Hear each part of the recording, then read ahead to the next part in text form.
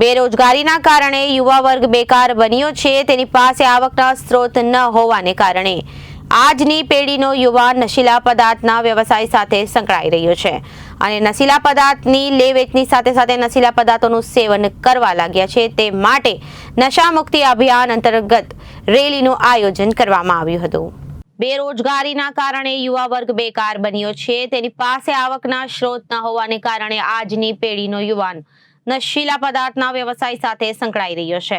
નશીલા પદાર્થોની લે વેચની સાથે સાથે નશીલા પદાર્થોનું સેવન કરવા લાગ્યા છે, જેના કારણે ઘણા પરિવારો બરબાદ થઈ રહ્યા છે। યુવાનોને આ ગુનાહિત પ્રવૃત્તિઓથી બચાવવા, નશામાંથી મુક્ત બનાવવાના આવાહન સાને નશા મુક્તિ જાગૃતિ અભિયાન રેલીનું આયોજન લિટલ ફ્લાવર સ્કૂલ તથા સામાજિક આગેવાનો મોહમ્મદ શોએબ સુજનીવાલા, અબ્દુલભાઈ કામઠી, લુકમાનભાઈ એમ પટેલ દ્વારા રાખવામાં આવ્યું હતું, જેમાં હિન્દુ મુસ્લિમ સમાજના આગેવાનો, સામાજિક સંસ્થાઓના આગેવાનો, સામાજિક કાર્યકરો મોટી સંખ્યામાં ઉપસ્થિત રહ્યા હતા અને આ નશા મુક્તિ જાગૃતિ અભિયાન રેલીને સફળ બનાવવામાં તમામ મહાનુભાવોએ પોતપોતાનું મહત્વનું યોગદાન આપ્યું હતું।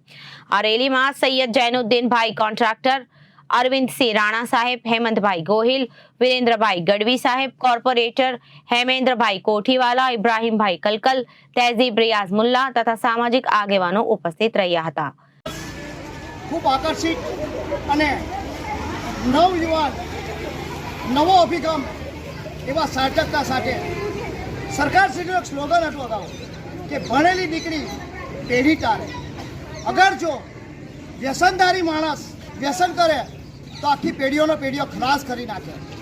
એવા થીમ સાથે લિટલ ફ્લાવર્સ સ્કૂલ દ્વારા આયોજિત અને ભરૂચના સમગ્ર મહાનુભાવો આયોજિત આ નશા મુક્તિ અભિયાન એ એવું અભિયાન છે કે જે ખરેખર હાલના તબક્કે જોવા મળે છે નશો, એના મુક્તિ માટે લિટલ ફ્લાવર્સ સ્કૂલના બાળકો પોતાનો અહમ સમય કાઢીને અને એમના ટીચર્સ અબ્દુલભાઈથી લઈને મહાનુભાવશ્રીઓ, કાઉન્સિલરશ્રીઓ, અહીંના વતનીઓ ભરૂચમાં સમગ્ર ગુજરાતમાં નવો અભિગમ લઈને આપણી સમક્ષ, જનતા સમક્ષ સરકારશ્રીને કહેવા માંગીએ છીએ કે જો વ્યસન બંધ થાય તો સમગ્ર જિલ્લા, ગુજરાત અને દેશનો ઉદ્ધાર થઈ શકે છે। એમાં કોઈ બે વાક્ય નથી।